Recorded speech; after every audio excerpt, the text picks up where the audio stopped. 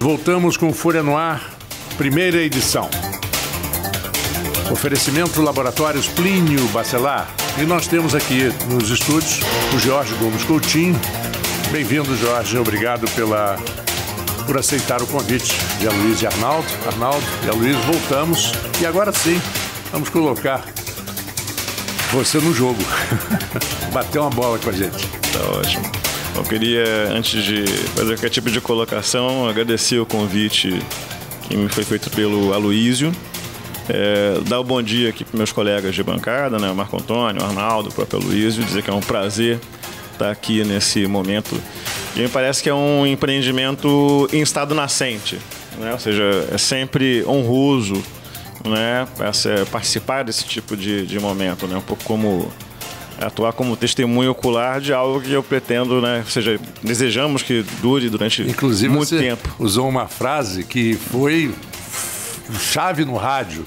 Dizia que o repórter era testemunha ocular da história. Essa frase é sensacional. Foi dita a primeira vez por um grande locutor chamado Heron Domingues. Pois é. Inclusive, também, obviamente, também aproveitando o ensejo, também dar o bom dia aos ouvintes da Rádio Folha. É um prazer estar aqui. Vamos lá, Aloysio. A bola está contigo. Ô Jorge, a gente programou, o Folha no Ar, ele começou uma força muito grande em política, entrevistados políticos, né? Mas ele, para entrar com força e tal, e aí a gente pensou, eu conversando com o Arnaldo lá atrás, em chamar também acadêmicos para discutir a situação do, enfim, Brasil, do estado do Rio, de Campos. E aí fizemos uma divisão para ficar equânime ou atoada, porque você é uma pessoa mais de formação mais à esquerda, e o Igor Franco, que vem amanhã, mais à direita. E o Igor é economista, você é cientista político, como o Marco falou, você falou, e sociólogo. E, no entanto, os fatos atropelam a nossa programação, porque hoje eu acho que a visão do economista que seria para a gente poder tentar rascunhar o que seria o impacto dessa partida dos royalties se ela for aprovada de fato em 20 de novembro. A gente tem que rememorar um pouco o que foi lá atrás. Em 2013, após aliás, começa em 2012, se descobre pré-sal, governos PT de Dilma, mas com Lula ainda muito atuante, fazem uma festa e tal, muito grande em cima disso, um anúncio. E, enfim, é uma projeção de royalties assim, astronômica, mais do que já era. E os estados todos brasileiros e municípios se animam com aquilo, com a perspectiva de crescimento de receita. E entram as bancadas, né? Logicamente que a maioria dos municípios e estados são não produtores, né? Não são produtores. Produtores é o nosso caso, né? Aqui de Campos e do estado do Rio. É a minoria. E aquilo passa na Câmara, passa no Senado. Eu me lembro de garotinho, ainda deputado, de maneira muito assertiva, e há que destacar o papel de garotinho positivamente que ele teve nisso, de defesa dos royalties. E Renan Calheiro faz o discurso ali no Senado, que não passa. E a gente fica se esperando para ver o que vai acontecer. O governo do estado do Rio entra com uma ADIM, como o Ronaldo citou aqui, uma ação direta de inconstitucionalidade, e a Carmen Lúcia, a ministra Carmen Lúcia, dá uma liminar. E a gente falou aqui, acho que ontem, na semana, inclusive a gente precisa se penitenciar para não falar mais algumas coisas, porque a gente falou isso aqui brincando, e eu falei aqui nesse mesmo microfone, tá por uma liminar, pode ser julgado amanhã, e de fato foi projetado para ser julgado ontem, para ser julgado em 20 de novembro. Agora, Jorge, eu queria que você, como você, acho que a gente está muito ainda num exercício de abstração, mas como você imagina que seja isso, se por acaso passar essa partida dos royalties com estados e municípios não produtores do Brasil todo? Bem, a gente está lidando... Aí que entra a questão, né? Interessa a análise política e discutir justamente a interação conflituosa entre os agentes. Ou seja, nós temos aí, no caso, um jogo claro de interação que é produtores e não produtores. E há um conflito em torno disso. Ou seja, ambos os lados eles apresentam suas razões justificativas para justamente legitimar a sua ação. Ou seja, os não produtores também acreditam que estão cobertos de razão. Eis o ponto do conflito político. Eis o ponto mais dramático dos conflitos políticos, né? Há uma contenda e os dois lados acreditam que estão plenos de razão, né? Óbvio que, enquanto cidadão que mora na região, né, e no estado do Rio, é bastante preocupante, né? Mas, porém, eu vou lhes dizer uma coisa, assim, pensando em termos de timing político, né? Eu tenho dúvidas o quão bem-sucedida será essa reivindicação neste momento dos grupos de não produtores, estados e municípios, né? Na medida em que a situação do Rio de Janeiro ela é profundamente dramática, trágica, falando do Estado, né? Dramática, trágica, e de um grau de complexidade do problema, né? Que eu não sei se os agentes, dado que, inclusive, eu concordo com a perspectiva do Ranulfo, quando ele diz que, até o Arnaldo já colocou isso, haveria uma pulverização do recurso. Ou seja, claro, o montante em si de recursos ele é substantivo, claro. Mas agora, o impacto disso pulverizado, né, será que vale a pena o custo do desgaste dos não produtores? Ou seja, há uma série de variáveis aí para poder discutir o quão bem sucedido será isso. Num primeiro momento, eu diria que talvez o custo da ação, ou seja, o custo do empreendimento, do desgaste em torno disso, talvez não valha a pena pelo resultado da pulverização. Talvez não valha a pena. Ou seja, embora que, vamos e convenhamos, né, pós-88, né, havia mais ou menos um adágio que dizia que se você quiser também ganhar muito dinheiro, você basta abrir um município. Ou seja, se torna muito fácil, né? Um processo de fragmentação, né, de municípios, de território brasileiro após 88. E você criou municípios simplesmente insustentáveis. Ou seja, o gestor municipal ele vive correndo atrás de todo tipo de recurso o tempo todo, mesmo que seja o mínimo. Mas, porém, eu tenho dúvidas do quão exitoso será esse tipo de pleito nesse momento, né? Você sabe o que me lembrou um pouco o seu comentário, Jorge? Naquelas ações judiciais, não importa a razão, né? Mas que o advogado tem uma causa, mas aí ele pega 10 mil pessoas que sofreram pela mesma... O único que ganha dinheiro é o advogado, porque os 10 mil que estão acionando ganham uma mixaria. E agora o advogado ganha 30% do montante. Só ele ganhou.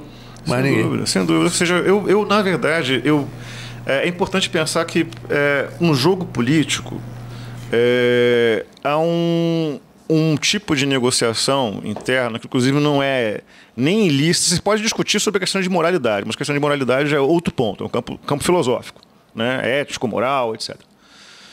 Agora, quando se coloca esse tipo de reivindicação, né, muito provavelmente vai ter uma negociação.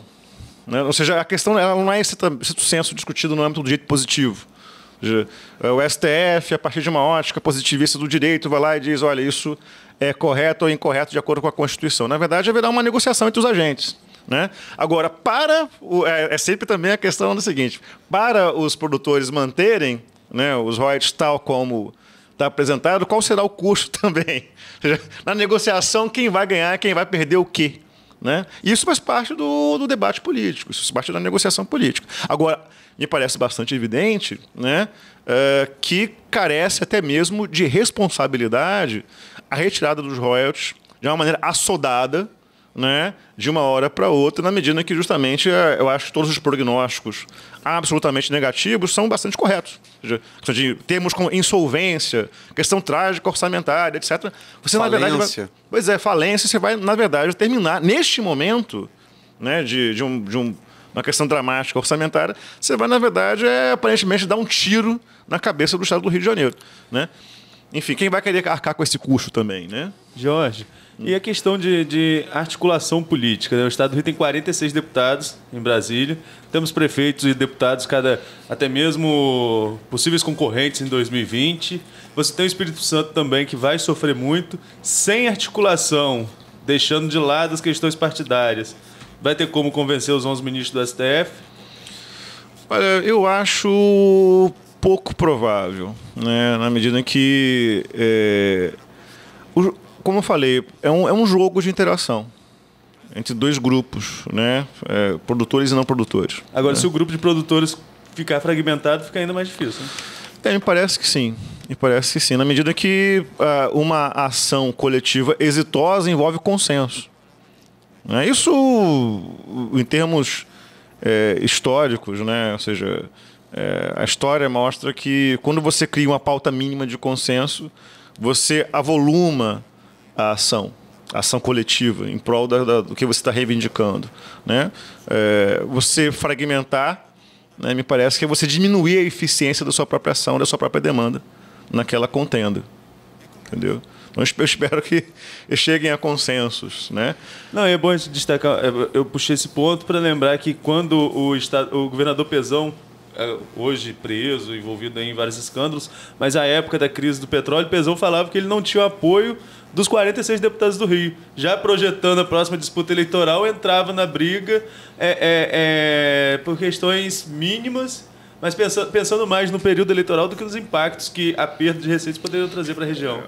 Pois é. Aí entra a questão também do timing, né, de disputa, né, de competição eleitoral, tudo mais. Não é o caso agora. Ou seja, as próximas eleições para esses cargos, né, seja para legislativo ou para executivo, né, elas estão ainda relativamente distantes, né, em termos temporais. Então, quer dizer, não seria um fator que provocaria fragmentação, né, nesse sentido. Mas agora, por outro lado, me parece que alguma pauta mínima os agrupamentos terão que construir. Né? Que esse também é um ponto que eu julgo importante, na medida em que, quando nós temos muitos agentes envolvidos em uma determinada ação, obviamente as discordâncias vão ocorrer. Inclusive a questão dos royalties, ela é polêmica, ela é controversa, ou seja, desde o seu nascedouro, inclusive sobre a questão das aplicações, né, em torno disso, né? Mas, a despeito, né, da natureza polêmica, né, do debate sobre royalties, vão ter que se construir algum tipo de consenso mínimo, né, para que os agentes consigam impetrar uma ação que seja, como falei, exitosa. Né? A fragmentação, obviamente, fragiliza o argumento. Essa coisa dos royalties, me lembro lá atrás, eu presenciei isso muito porque era garoto, mas meu pai é jornalista e estava muito à frente disso e conversava comigo sobre isso. A primeira lei dos royalties é do senador Nelson Carneiro, senador do estado do Rio de Janeiro, o mesmo senador que propôs e foi admitido no Brasil. Parece hoje história de falar isso, né? Mas que filhos de pais divorciados poderiam registrar o pai e mãe, né? Lei do divórcio. Uhum. E ele fez essa primeira lei dos royalties, isso anos 80, vem ali com a Constituição, e ele coloca na lei que as verbas dos royalties só podiam ser aplicadas em obras de infraestrutura. Isso depois foi mudando, né? Você não podia botar em pessoal, né? E depois foi mudando, e aí você não pode botar para terceirizado, para serviços como PSF, Plano de Saúde da Família, que é plano de prevenção. E hoje a gente sabe que dos municípios produtores não tem nenhum deles que não use muito dessa verba para pagamento de ativos, né? Dos servidores públicos. Você é um servidor público. Como você imagina que essas máquinas vão poder sobreviver tentando minimamente ofertar serviços como saúde, educação, transporte? O impacto disso me parece ser uma coisa... A gente não dimensionou ainda. Quer dizer, como os políticos falaram, insolvência, falência, é quase que a inutilidade do serviço público. Quer dizer, como você imagina que ficaria isso aqui na região?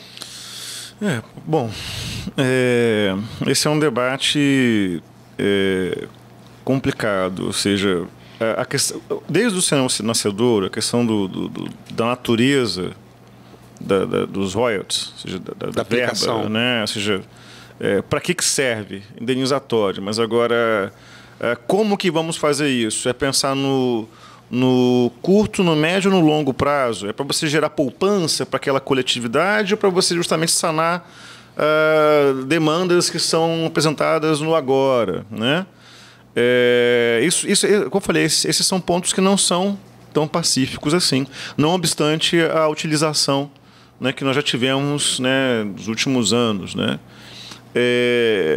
A grande questão é que me parece que esses tipos de serviços seriam francamente paralisados, na medida em que esse é um ponto bastante dramático. Inclusive, há uma larga literatura sobre isso produzida pelos agrupamentos que eu chamo de intelectuais profissionais, ou seja, aqui da região, né, professores, né, de várias instituições, né, o ENF, UF, Cândido Mendes, né, o IFE, ou seja, são grupos que produziram uma reflexão muito profunda sobre isso. Isso era mais ou menos uma crônica de uma tragédia anunciada, na medida em que se coloca o problema de você ter entes que são dependentes de um recurso que, sim, senhores, poderia sofrer uma ameaça a qualquer momento. Ou seja, não houve preparação nos últimos anos, né, para um momento trágico como esse, embora já tivesse anunciado, né? Mas agora, retomando a questão do Aloysio,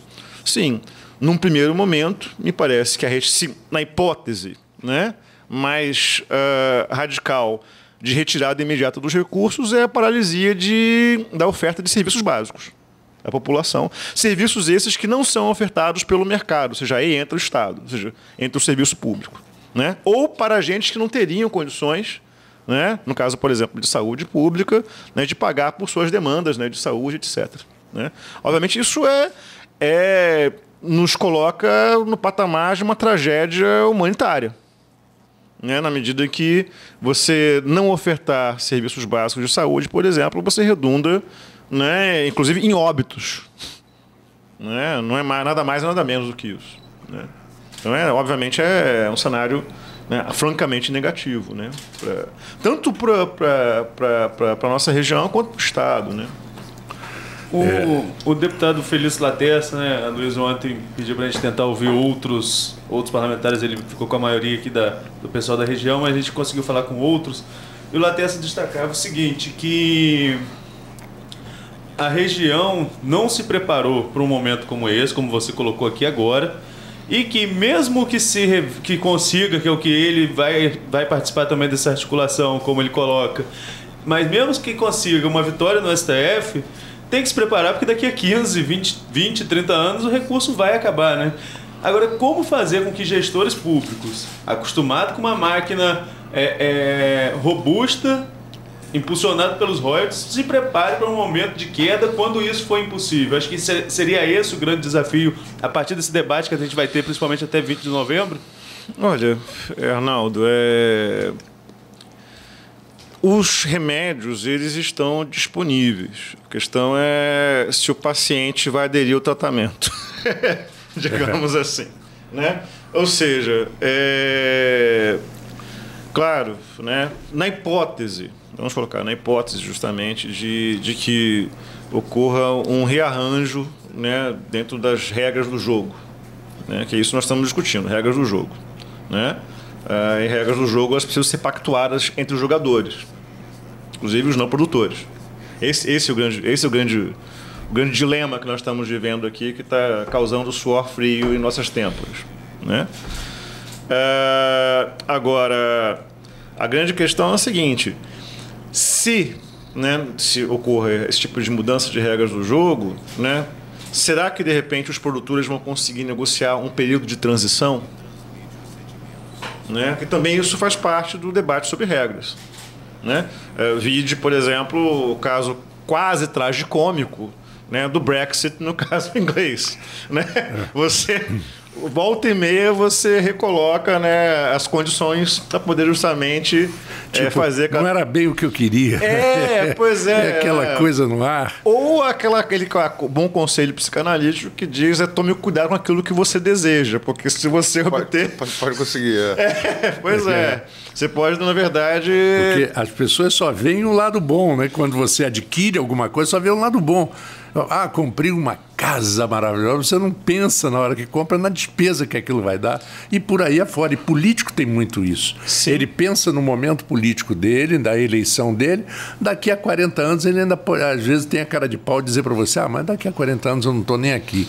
No longo prazo estaremos todos mortos, né? Como dizia o Keynes. Né? Exatamente. Mas a grande questão é que o longo prazo chega para as novas gerações também. Exatamente, que são nossos filhos, nossos netos. Exatamente. E a gente não está pensando nisso. Exatamente. Então, quer dizer, eu penso, né, eu tenho uma série de dúvidas com relação a essas questões dos royalties, na medida que, como eu falei, primeiro, se os não produtores vão querer bancar esse jogo para ter um ganho que eu diria abaixo do subótimo, na medida que é um ganho que o recurso, como eu falei, ele em si é grande, mas, no entanto, o montante pulverizado, né, para um país como o nosso, não sei se valeria tanto a pena para que os não produtores se engajassem nisso.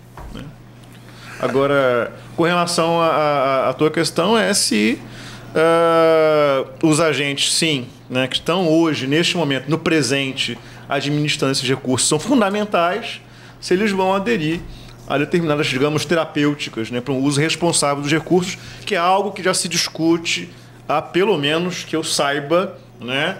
Eu entrei na universidade em 98 como calouro, né? Já há pelo menos 20 anos que eu ouço debates sobre royalties, sobre aplicação responsável de recursos e aparentemente não houve adesão, como falei, dos pacientes ao tratamento. Né?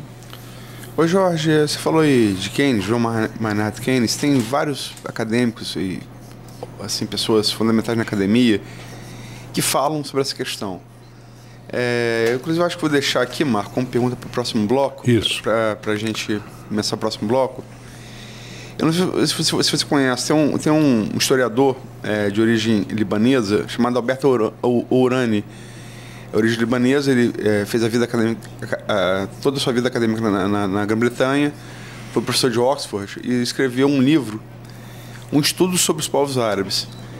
E ele fala o seguinte, ele vai sobre a cultura islâmica desde ali do Islã, do século VII, e fala do grande avanço que foram os árabes na Idade Média, perderam o poder para os turcos a partir da tomada de Constantinopla, né, no final do século XV.